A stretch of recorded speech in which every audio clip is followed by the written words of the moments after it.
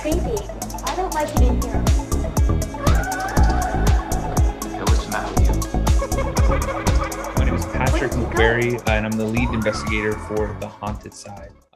So the Haunted Side itself, I started about maybe 2.5 years ago.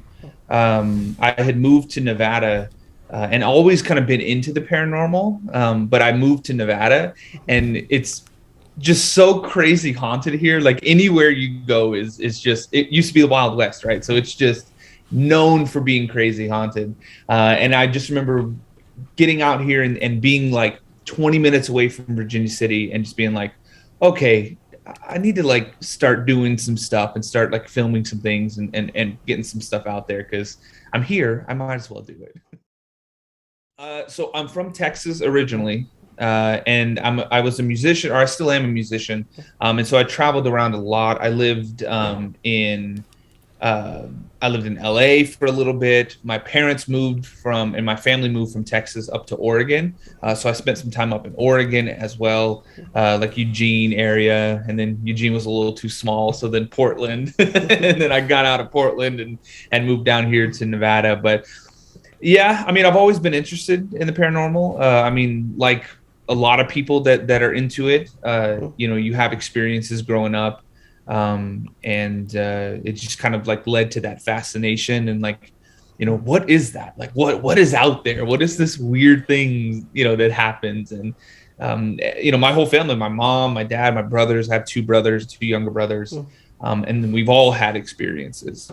And so, yeah, it's just fun. It's one of those things where it's so unknown that you're like, okay, I have to know more. I have to keep going. I want to catch that next EVP or that next shadow figure or whatever it is. So yeah, it's worth it to stand in the dark for 12 hours, essentially talking to yourself just to have that one thing happen where you're like, oh yes, it was totally worth it. So growing up in Texas, I grew up about an hour outside of Dallas. And when I was 8 years old, my parents moved us all into this 2-story farmhouse, kind of out in, technically, I guess it would be East Texas. And it's funny. I mention it all the time that in retrospect, it kind of looked like the Texas Chainsaw Massacre house. But I was only 8 at the time, so I didn't make that correlation. But just a creepy house.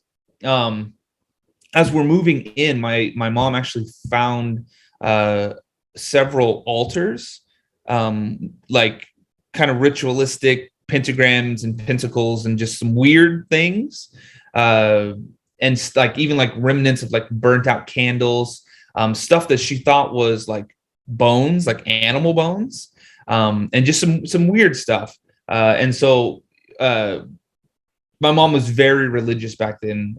We grew up Catholic. And so, she was like, okay, I need to get rid of this stuff and da-da-da-da. And I think she meant well by trying to like get the stuff. Cause it was like, there was one like in the attic, there was one in the basement.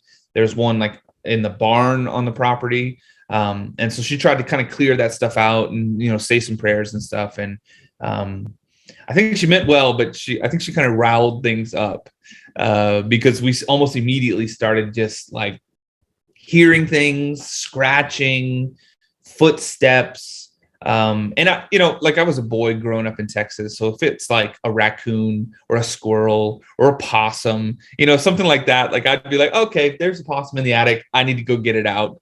Yeah. You know what I mean? Or like I would know what a critter sound is versus like boot steps, like heavy boot prints. And I would hear it. Like I would be laying in my bed and I would hear it from like the corner of the ceiling up in the attic, walk like towards me. And then the steps would stop right above me. And so I'm laying in bed, just like, oh my God, 8-year-old me just being like, Jesus, what's going on?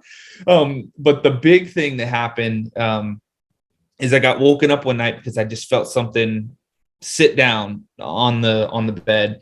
And I just assumed it was one of my younger brothers. So I open my eyes and I look, and there's this shadowy figure, human looking figure sitting on the edge of the bed, looking at the wall. So it wasn't looking at me. It was just kind of glancing off at the wall. And it was super creepy because I could even see like a depression in the sheets, like the blanket, where it looked like whatever this was had weight to it. But I could still kind of see through it at the same time. So it was very scary for 8-year-old me. You know, that I wasn't as equipped as I am now to kind of handle that stuff. And so, yeah, I kind of freaked out. But ever since that moment, I was like, okay, I don't know what that is or what that was, but I want to find out, or I want to see it again, or, you know, I want to show people that it exists, or that it can exist. You know, some people are like, well, you could have been dreaming, you could have been asleep. And I was like, no, like I definitely was awake. I mean, it was like violent enough that, like, you know, like it's like if somebody just shook your bed, you know, you're like, oh God, what is going on? You know, and I stayed awake after that. You know what I mean? It wasn't like I just kind of like drifted in and out and I was like, oh, that was a weird dream. No, it was like something sat down hard enough to wake me up. And then I looked at it for like a good 15-20 seconds, like, and didn't move, nothing happened. And I was like, shoo. I ran out of there. Just that night, I ended up going back into my room and I didn't see that again. And it wasn't, I mean, we were there not very long, maybe 3, 4, 5 months, something like that. I mean, just a few weeks. And things it like that happened to me, but then things happened to my youngest brother, where he was walking down the stairs and he felt like 2 hands kind of slap him on the back. And he was young. He was probably only like 4 or 5 years old at the time. And then he comes running down screaming. And my mom thought, because there was handprints on his back, and my mom was getting mad at me and the middle brother being like, you know, why did you hit your brother? You know, And yeah. And we're both like, we didn't do that, Mom. And even like the handprint was like a big hand. Like even like if we put our hands on it, we're like, Mom, look, like it's like 2 of our hands. You know what I mean? Like it can't be us. And she was freaking out because Dad was at work, and so she was like, okay, this is bizarre. Well, things actually end up getting worse. The big thing and kind of the last straw that you know, the family was like, okay, you know, it's time for us to get out of here. My parents kind of pulled the plug on all of it. We moved. Is we were all sitting down in the living room. We were watching VHS, so we were watching like a cassette, you know, like a old school, and it was Batman too. It was like Batman Returns. Yeah, way back in the day. Michael Keaton is Batman, by the way. That he's Batman to me, you know. And so we're sitting there, we're just doing our thing, and then lightning strikes the house, which in North Texas is not that big of a deal, right? We're just on the edge of Tornado Alley. So we have tornadoes, we have thunderstorms, and I'm talking about thunderstorms that will rock the house. So there's actually lightning rods on the houses. So it's not that big of a deal. It's just like, you know, oh, Jesus, it scared us. You know, it even stopped the cassette player. Like it stopped the VCR from playing. But, you know, not that big of a deal.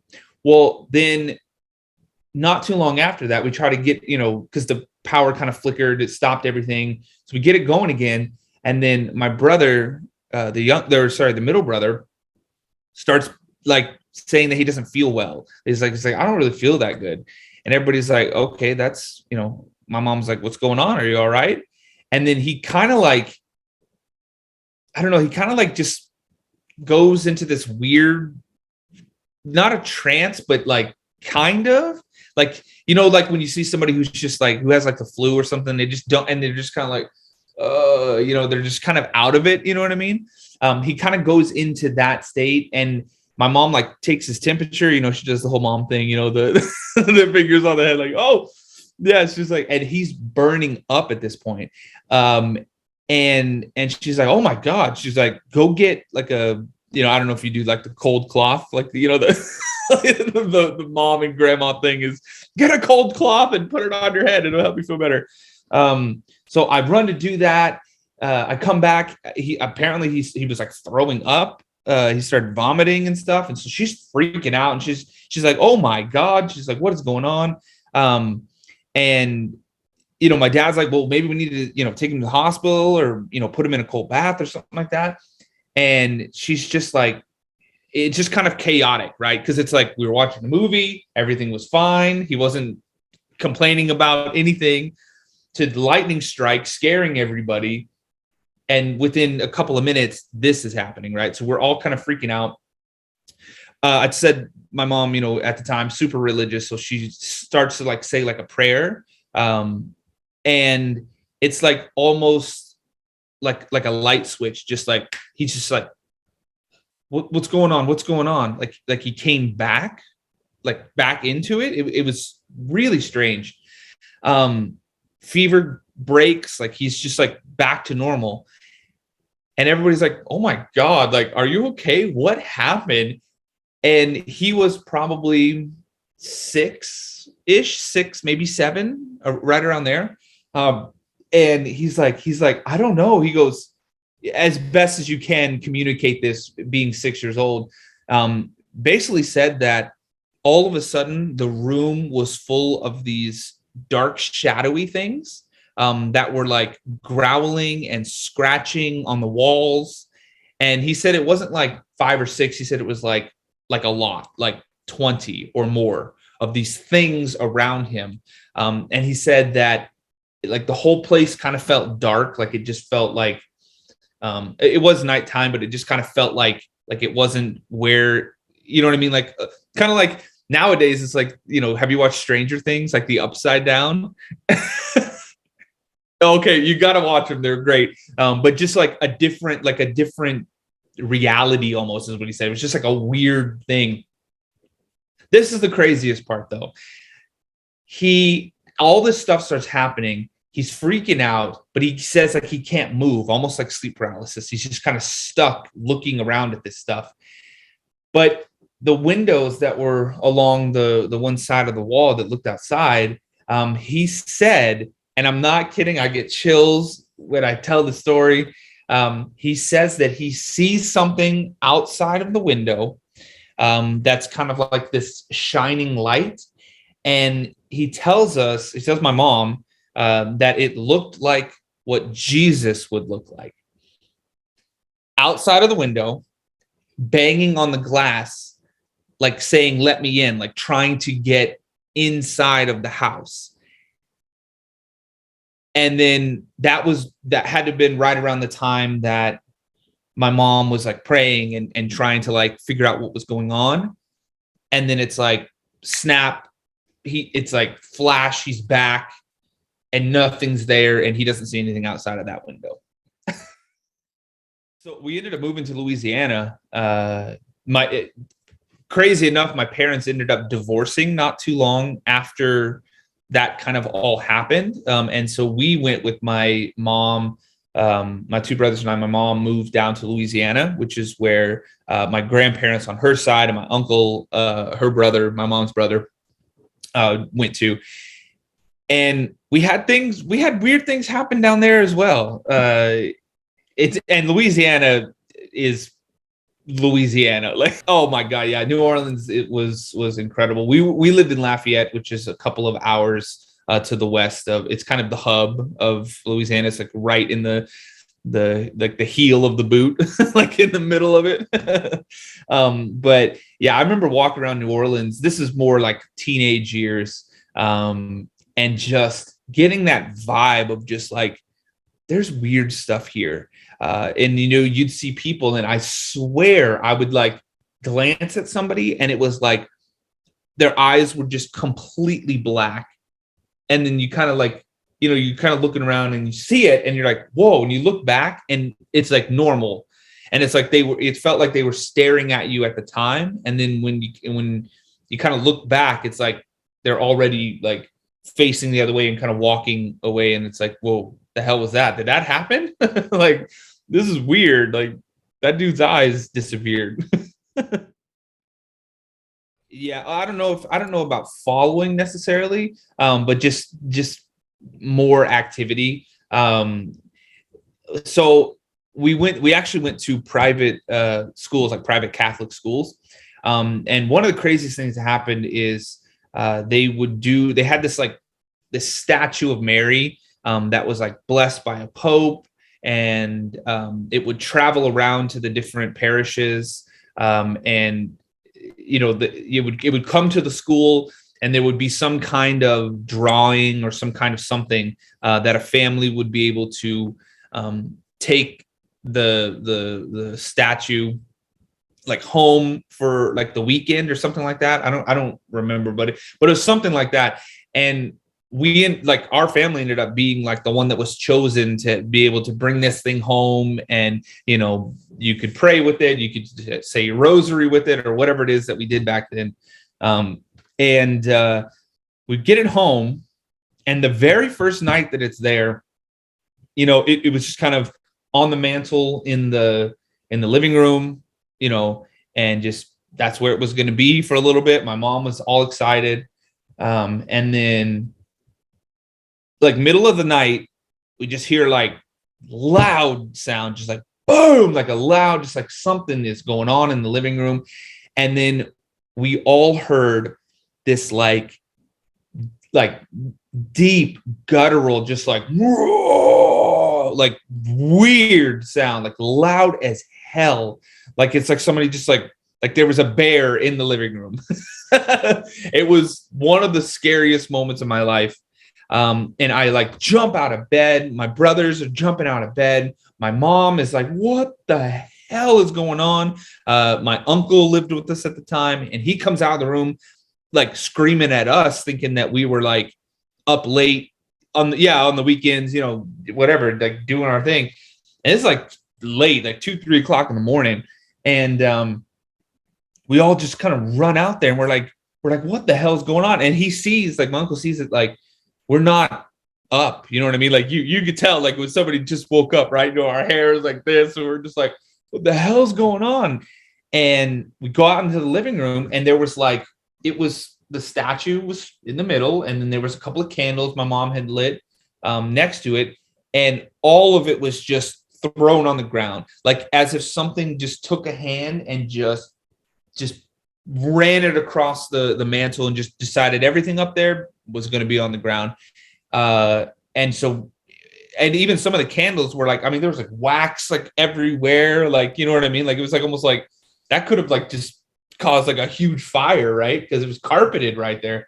And so we just were like, oh no. And my mom's like starting praying, and just everybody was freaking out trying to clean it up and whatnot. And then she ended up just bringing the statue back to the school the next day, which I think was like a Saturday or Sunday, so it wasn't even open. But she had, the principal and whatnot come and like meet her, and she's like, I'm sorry, but we don't want, we're done with having this we're done with having this in the house. So, and it always kind of fueled my my love for the paranormal and like trying to figure out what those things are and what that is. And then so we ended up moving back to Texas when I was like 15, 16, 17, or 16, 17, something like that. And that was when, I kind of like started to take things a little bit more like professional. Like I was like, okay, like, I really want to do this stuff right. So it's like I got like the digital recorder. I started to kind of put together some gear, like a primitive kit, if you will. And this is also when like taps and Ghost Hunters, the original one, was very popular. They were kind of like blowing up, so to speak, on that stuff. And so watching that and just being like, ooh, this is cool, like I want to try this stuff out. So I even still have it. I have like the original K2 meter from back then. It's like the light gray one, and it's the one that, do you remember you had to put a quarter in the little button to like keep it on? Like it didn't just press it on. You had to like, and even if you go back and watch like the first seasons of Ghost Hunters taps, they had the same thing. They were, if you look closely, there's a quarter stuffed into the little thing because that's how you had to do it to keep it on. And I remember walking around, with that stuff and trying to find places that I thought were haunted, which was pretty awesome. love them or hate them, you got to give them a little bit of respect, at least in the early years of that, because they had very good intentions. I think they went out. That's what I kind of liked about them too, is it didn't seem like it was just over the top dramatic and like blatantly, faking or creating things and embellishing stuff for views and things like that back then, because they were plumbers, right? And it was like, they're trying to debunk it. They're like, oh, that's a pipe. That could be this. That could be that. They did a lot of that stuff, and I think that kind of helped their credibility. In later years, there were scandals, and people found like a production sheet that was like listed. It got left behind at one of the places they investigated, and it was like times of like when things were going to happen and whatnot in later years. And that's one of those things, when you go that route, and it's like you go the network television route, you're gonna run into a time where they're like, okay, here's $100,000 to go and film at this place and film this location. Make sure 5 million people watch it on Friday at 8 p.m. You know what I mean? And I think that happens to a lot of those. I know Ghost Adventures is another one people talk about a lot. Early on, I thought Ghost Adventures was great. The original documentary was fantastic. And those three guys going in, and it used to say like raw, real. It used to say all that stuff in the intros. And then it was like, as the seasons go forward, and everybody talks about it. Again, respect for those guys for doing what you do, but you see that progression into, it's like, well, now everything is a demon. Everything is going to kill them. Everything is going to make them want to fight each other, and that kind of stuff.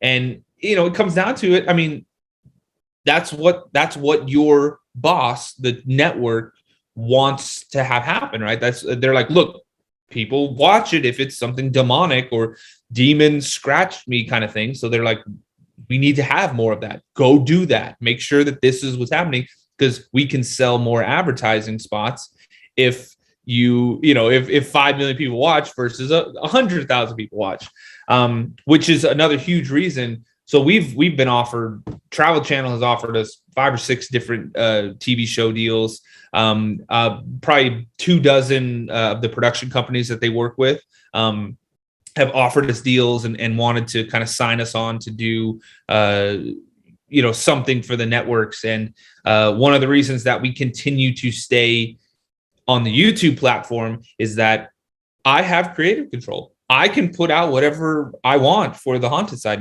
Jason and I go out, we film, we document what happens. I get to bring that back, edit it, and put it out to the viewers. I don't have to listen to somebody else that says, no, we need it to be a demon here. We don't want it to be, you just had a nice encounter and something got knocked over. No. It's a demon that scratched you and all the doors blew off the house at the same time and Jason got thrown through the ceiling. And it's a demon. That's what we want. No, I refused. I turned it all down and said, no, we'll just keep on doing what we're doing. And honestly, I think that's why the Haunted Side of the channel has grown how it has, and the viewership that we have, because I started putting out episodes 2 years ago, 2.5, 3 years ago.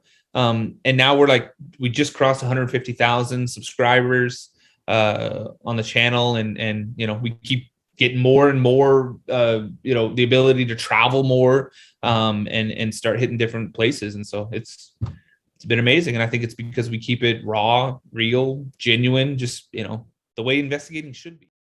When Jason, because I kind of was like filming like what we kind of considered season 1. About half of it was just me by myself. And then I was doing Winchester Mystery House, and I didn't want to film that place by myself because it's massive. And so I brought in Sean, who was the original cameraman with me. And he lasted about 6 or 7 episodes. And then things just got a little bit too intense for him.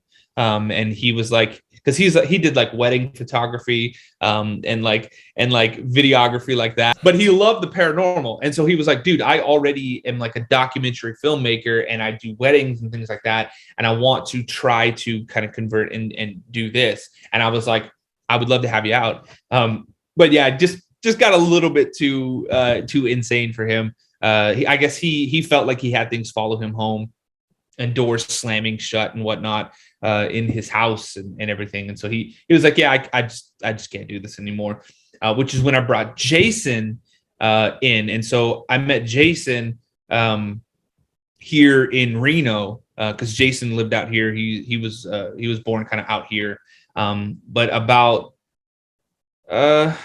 just a little less than a year, Jason and I had done a lot of stuff around here. We were kind of starting to branch out a little bit into like California and different places. And then he ended up moving to Oklahoma. And so he's been in Oklahoma now for almost 2 years.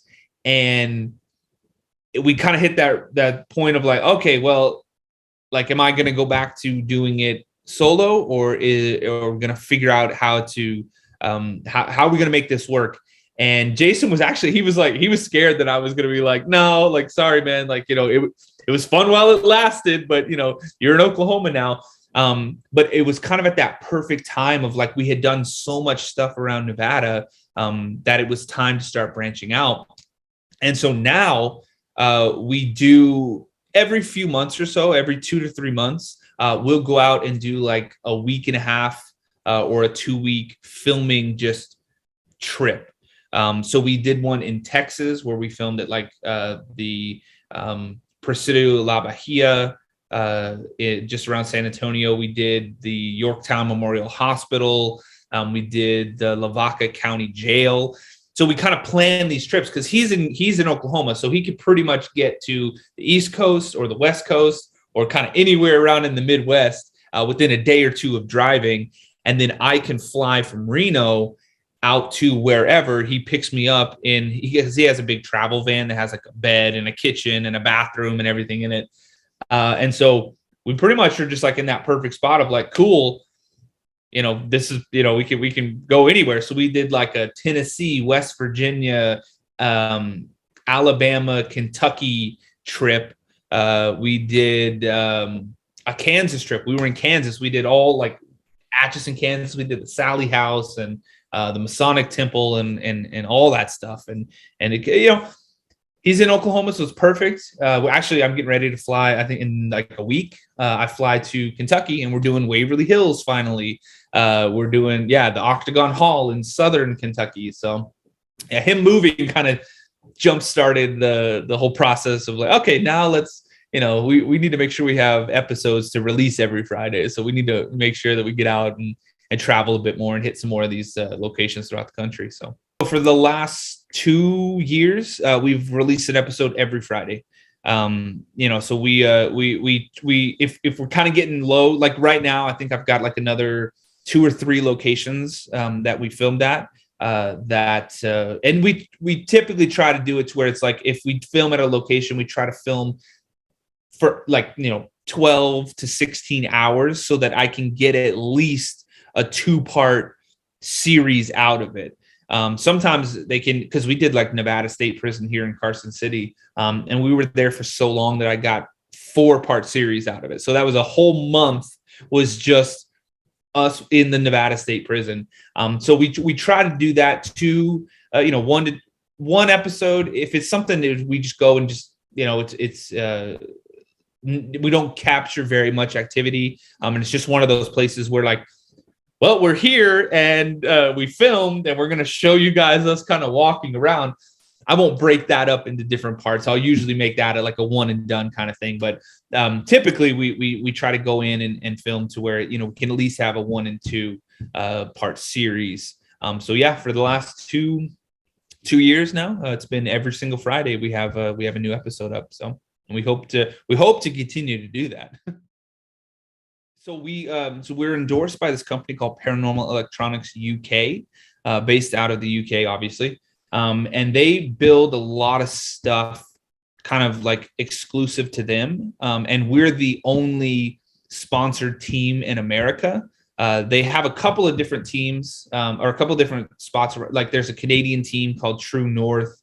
We're the American team, and then they've got a team out of the UK themselves that they sponsor. And it's everything from like SLS cameras. They have their own kind of SLS camera. the RIM pods and EMF detectors and all those sort of things. And for us, for Jason and I, we use it all. So, I know, like, and no matter what piece of gear you have, there's always going to be a paranormal investigator or people who are like, I hate that. It's stupid. I don't understand why you use it. Right. It's like some people love the obelisk. Some people hate the obelisk. Some people love the SLS camera. Some people hate the SLS camera. Spirit boxes. People love the spirit box. Other people think it's all just radio and you're stupid for listening to it. For Jason and I, we always approach it with, okay, look, we're experimenting. Everything that we're doing in the paranormal field is experimenting, because we can't say for sure that anything we've ever had come through a spirit box or light up a RIM pod or talk to us with an EVP, we can't say with 100% certainty that it is a spirit or a ghost or an entity or some kind of energy, or it's not. We like either way, we can't say one way or the other, yes or no. That's why, I don't know if you noticed, but Jason and I, we never say in the episode, this ghost did this, or like this spirit communicated with us. We never say that. We're always like, what was that? That was weird. That's unexplained. It seems like something did this, or it seems like, this is what happened, and we don't have an explanation for it. We never say like, we're talking to a dead person, we're talking to a ghost threw this at us or something like that. We try to stay right in that middle ground of like, okay, something weird happened. We don't know what caused it or what it was, but we're trying to debunk it. We're trying to figure out an explanation for it, and we can't. So it is above the normal, aka paranormal, right? Above the normal. So that's kind of how we approach that stuff. And like I said, we'll use everything. We have it all, the RIM pods to, I have a Tesla coil. We just have a Tesla coil running in the rooms and see if that can, heighten activity. And we've had some pretty awesome results with that kind of stuff. So you're asking my favorite piece. My favorite piece would probably just be like just the old school spirit box. There's just something about that white noise sweeping through. I do have a noise gate on it though, so I kind of like, I can cut down the just like annoying blasting static and just kind of listen for voices and things that come through. But I like to just kind of sit down and do a spirit box session and see if things want to come through. At least right now. Sometimes it's the SLS camera, sometimes it's the digital recorders or the Polaroid cameras that we take pictures. It changes. And honestly, that's a big reason too that I kind of started the channel, the YouTube channel, is when I was going on YouTube and I was like, I was going to try and kind of go down that YouTube rabbit hole of paranormal stuff. And I was like, I was just not impressed. I was like, everything is a ghost. Everything is a demon. They're clearly showing me a video of dust, claiming that it is this spirit of this old woman that haunts this church or whatever they happen to be. And I just felt like there was like such a gap. Like there was such a huge void on YouTube of just like quality content, like produced well. Because if you watch our episodes, I'm sure you notice like the production quality level. I strive for it to be the absolute highest that it can be. The drone shots, the B-roll shots, the investigation itself. I really try to build it up to be not just two guys wandering around in the dark. You know what I mean? Like I want to kind of tell a story with what happens, and I want to make it an entertaining show to watch. But we're not going to be that.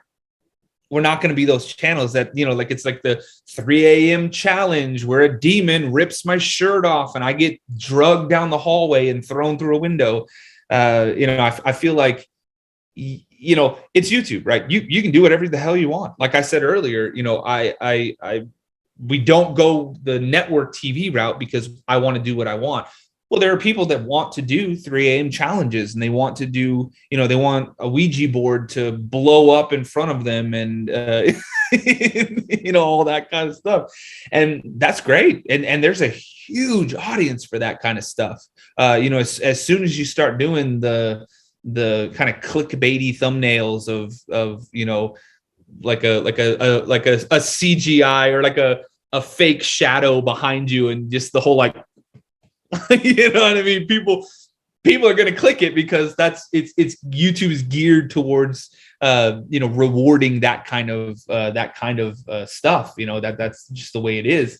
But I think the haunted side is kind of a testament to, you don't have to do that. You know what I mean? Like people want to watch. There's a large enough audience of people that want to see true investigators out there capturing unexplained things and presenting it in a way that isn't, over the top crazy, things that are like blatantly crafted, right? Like blatantly done for entertainment purposes only.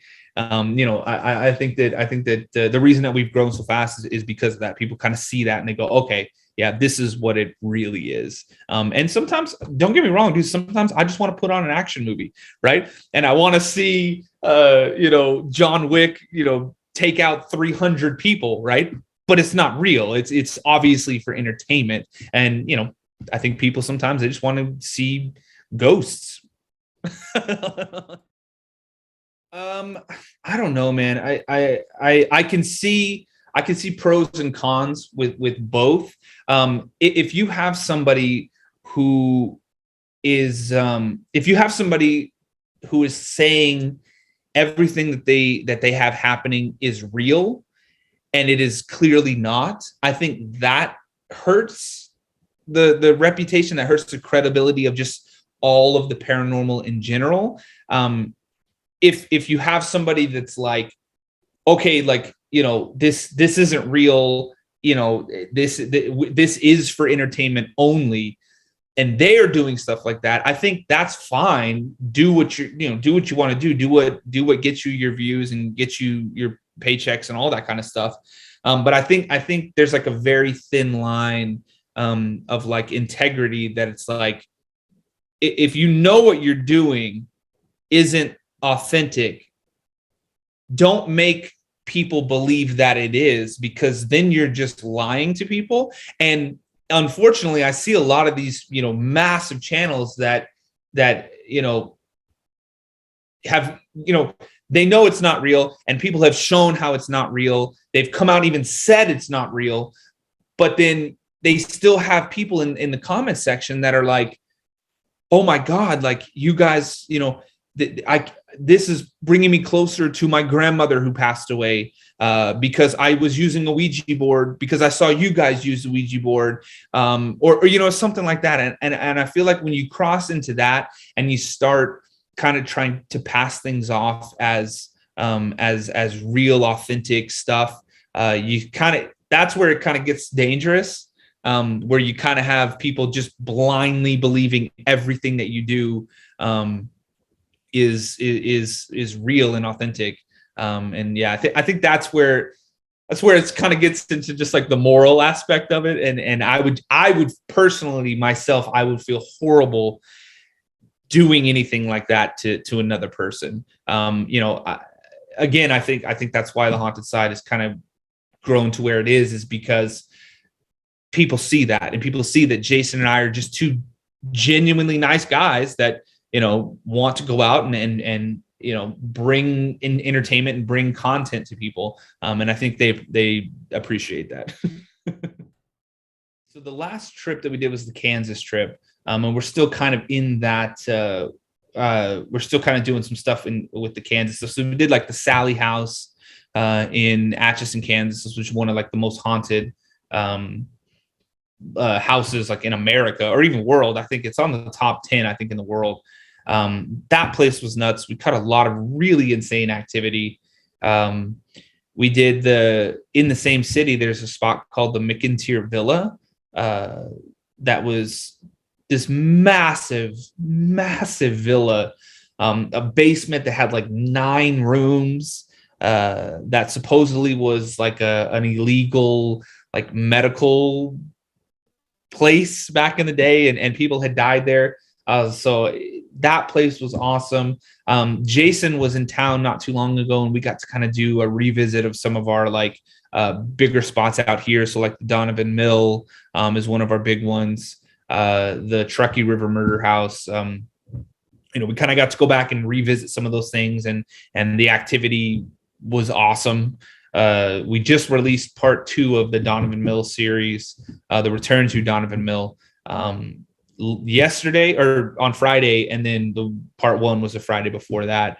And so we did some spots in Virginia City we hadn't done before. We actually got to film at this place called Red Dog Saloon, which is it's funny because it's like the best like pizza in Virginia City, and it's like a really cool bar. And everybody goes there. So like any time that people come to investigate Virginia City, whether it's the Washoe Club or the Silver Queen or Mackey Mansion or whatever, you go there. It's like one of the places that's open late. So everybody's been there, but nobody's really ever investigated it, or at least investigated it to release, right? I'm sure people have walked around with gear and tried to get stuff, but we were the first team that actually got to investigate it, like actually show up, set up cameras, walk around the whole night. And there's 2 stories above the main bar level that kind of look like Washoe Club. They're kind of like hollowed out, rooms, and there's exposed boards and things like that. And they kind of use them as storage, but crazy haunted, like just crazy amounts of energy and activity up there. We actually found like these voodoo dolls on the outside of one of the windows, just kind of on a ledge outside of a window. Like somebody had just chucked them up there, 2 stories up, and they were just sitting outside of this window, just, layered in dirt and mud and stuff for God knows how long, just sitting outside of a window. And I was like, that's weird. That's kind of a strange thing to see there. So that place is super cool. And like I said, we're getting ready to leave for Kentucky in like a week and a half, 2 weeks. So we're finally getting to film. I've been to Waverly before, but I hadn't filmed there. And Jason is excited to go to Waverly Hill Sanatorium, and then we've got some other places around there, an old like Civil War fort hospital that we're going to hit as well. So yeah, just keep it trucking. People always ask us, they're like, would you investigate blank? Would you investigate and just fill in the blank? And we're always like, yes. Like there's nowhere in this world that you could say that we'd be like, no, we're not going to be, we don't want to do that. It's like literally everywhere.